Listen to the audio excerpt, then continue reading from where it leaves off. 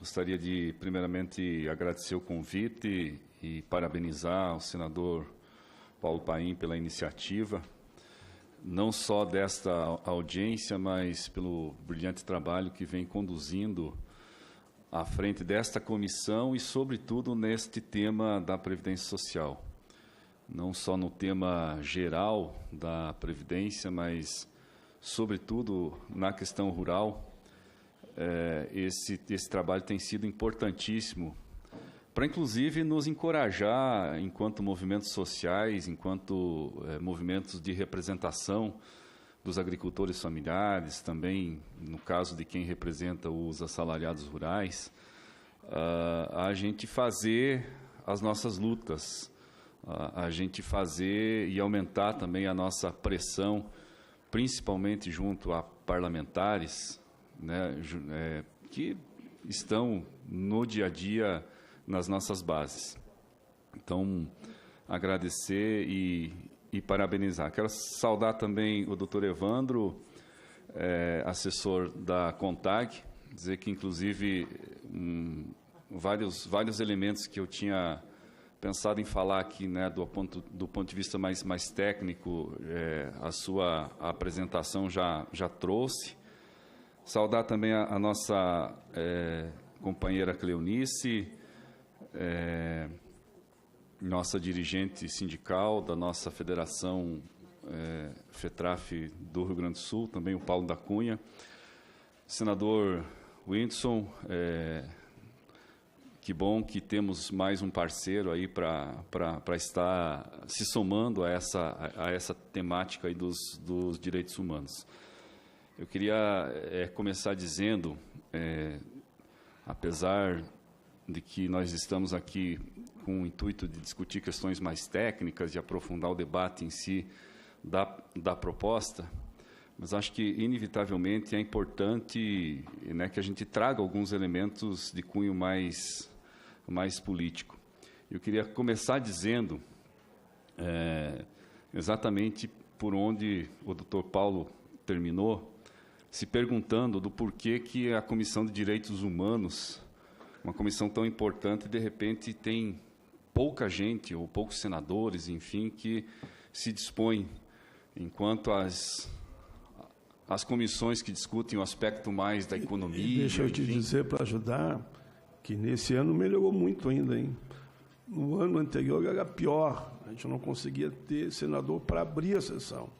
Nesse ano, com a chegada do Stevenson e outros que estão chegando aqui, que hoje não estão, melhorou muito. Eu digo isso, eu gostaria de dizer, olha, está cada dia melhor, mas eu digo, deu uma boa melhorada em relação ao mandato anterior nosso, porque eu estava aqui também. Que bom, então a gente torce muito que continue melhorando, né?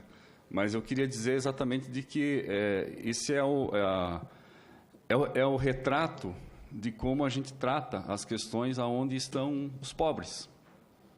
As questões dos direitos humanos, elas eminentemente tratam do direito das populações mais excluídas.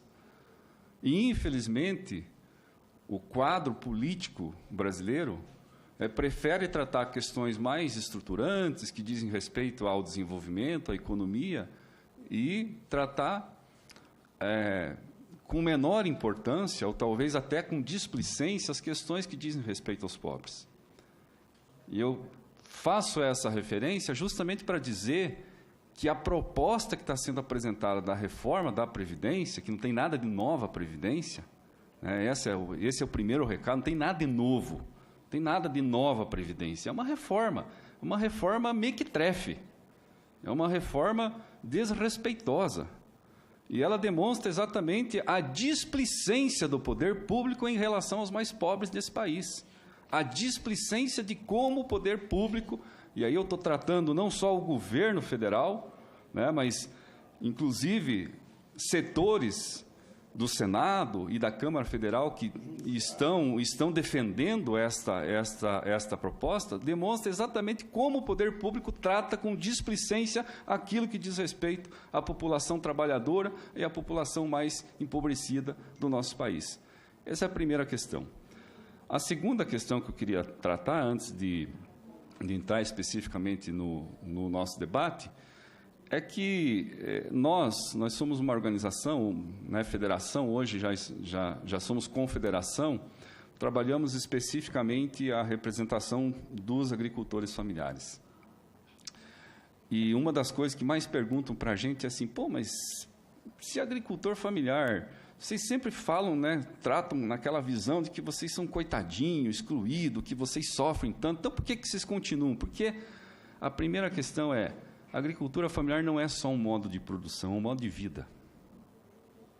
E todos nós, temos que ser muito gratos de ser um modo de vida e, fundamentalmente, de resistência. Porque se não fosse a resistência dos nossos antepassados, inclusive, dos nossos avós, bisavós e dos nossos pais, se não fosse a resistência desse povo, hoje nós certamente teríamos ou um alimento muito mais caro na nossa mesa, ou nós teríamos ausência de alimento para alimentar a nação brasileira. Então, eu queria dar esses dois recados iniciais, né, antes da gente entrar no debate. Eu queria trazer alguns elementos que vão reforçando exatamente como é que a gente foi tratado na história do nosso país. Acho que o processo de previdência social, ele é tardio para o conjunto da classe trabalhadora. Mas nós, agricultores familiares, somos possivelmente a categoria mais numerosa. Hoje, em torno de 20 milhões de pessoas pertencem a essa categoria. E nós fomos, pasmem, os últimos a serem incluídos no sistema de previdência social. Enquanto os outros trabalhadores, já lá nos anos de 1920, 1930, já tinham processos, não nos moldes do que se tem hoje, mas existiam processos de proteção e inclusão, os agricultores familiares, efetivamente, foram iniciar seu processo de reconhecimento com algum tipo de benefício a partir de 1970, ou seja, 40, 50 anos depois dos trabalhadores urbanos. Se a gente considerar o que foi efetivado em termos de previdência social e exatamente aonde nós fomos incluídos no sistema previdenciário, foi a partir apenas de 1991. Em 88 veio a Constituição Federal, depois, em 91, a lei que regulamentou a Previdência Social, e só então, a partir daí, é que agricultores familiares passaram a ser tratados como gente, digamos assim, para ter algum tipo de benefício previdenciário, ou seja, 70 anos depois. Aí tem umas coisas assim, né? A gente começa a experimentar, e eu acho que o Evandro e a Cleonice trouxeram, inclusive, vários dados, demonstrando do quanto essa previdência social, de 91 para cá, representou em termos não simplesmente da melhoria de vida dos agricultores, mas representou, né, do ponto de vista de distribuição social de renda, do fortalecimento das economias dos pequenos municípios, do quanto isso significa em termos de desenvolvimento econômico, social e econômico no nosso país. Mas vejam, gente, nós experimentamos da Previdência Social praticamente, assim, de 90 até hoje, né, menos de 50 anos. Pô, menos de 50 anos, e agora vem um corte que acho que ainda não caiu a ficha, inclusive, de boa parte da nossa base, dos próprios agricultores, não caiu a ficha exatamente do impacto que tanto a medida provisória 871, que foi exposta aqui, e quanto a proposta da reforma da Previdência, vai destroçar com o conteúdo e com o conjunto dos benefícios dos agricultores familiares e, de modo geral, dos trabalhadores rurais. A impressão ainda que dá, e ainda trazendo alguns elementos de cunho mais político, a impressão que dá, senador, é que ainda a gente está vivendo o processo eleitoral. E a gente tem que sair disso. Nessas alturas do campeonato, não tem mais aqueles que votaram a favor do atual governo e os que votaram contra. A questão do debate da reforma da Previdência não pode se traduzir como se fosse uma continuidade de debate eleitoral, que quem perdeu a eleição é contra e quem ganhou é favorável. Né? Porque isso, inclusive, é um esforço de deputados, senadores e prefeitos de continuar reproduzindo. Diz, se você votou no atual governo, elegeu pessoas que defendem, continue defendendo. A campanha eleitoral passou, a campanha eleitoral terminou. Agora é momento da gente se voltar e ver efetivamente o que querem fazer com os nossos direitos. Não importa nessas alturas do campeonato em quem você votou, se votou no atual governo, se votou em governo que foi derrotado, que perdeu eleições, se o deputado que você votou defende ou não defende. A campanha eleitoral terminou e nós precisamos ver fundamentalmente como vai ficar os nossos direitos. Então, acho que esse é um elemento, inclusive, para as pessoas que nos acompanham, inclusive através da TV Senado, e, enfim, né, para a gente fazer um esforço de os elementos que a gente trata nas audiências públicas aqui, no âmbito do Senado e da Câmara, serem também reproduzidas no âmbito das câmaras de vereadores, no âmbito das prefeituras. É necessário que vereadores, que prefeitos se envolvam nesse debate, inclusive como forma de não perder esses elementos fundamentais que foram trazidos aqui. Será que os prefeitos... Eu quase ia falar uma besteira aqui, né? Enfim, o que eles têm? Que cérebro não deve ser, gente. Não deve ser cérebro para um prefeito de 2.500 municípios saber que com a reforma da Previdência ele vai perder a principal ingresso de renda do município dele, e ele assistindo de camarote e às vezes não se posicionando porque ajudou a eleger o deputado, o senador ou o governo que ganhou as eleições. Então, prefeito, vereador, gente de bom senso e que tem um mínimo de preocupação, inclusive com a economia dos seus municípios, tem que ser contra a reforma da Previdência nessas alturas do campeonato, independente de partido político. Então, nós temos que reproduzir esse debate, senador, e eu acho que esse é um esforço que vocês aqui dessa casa, senadores, os deputados, que proporcionar que esse debate se interiorize, que ele vá até os nossos municípios, até as nossas comunidades, para que os prefeitos, vereadores, para que os nossos dirigentes sindicais, junto com efetivamente quem está sendo lesado nesta reforma, faça esse debate. Porque a impressão que eu tenho é o seguinte: hoje, essa é a análise nossa, voto suficiente para barrar esse trem aqui, não sei se tem hoje no Senado e na Câmara. Agora, é possível que tenha, mas a gente vai ter que fazer essa mobilização social. Hoje, posso te assegurar, com segurança absoluta, hoje eles não têm voto nem na Câmara e nem no Senado. Que bom. Eu espero que a gente continue avançando e que eles tenham cada vez menos votos para aprovar essa coisa como está aí.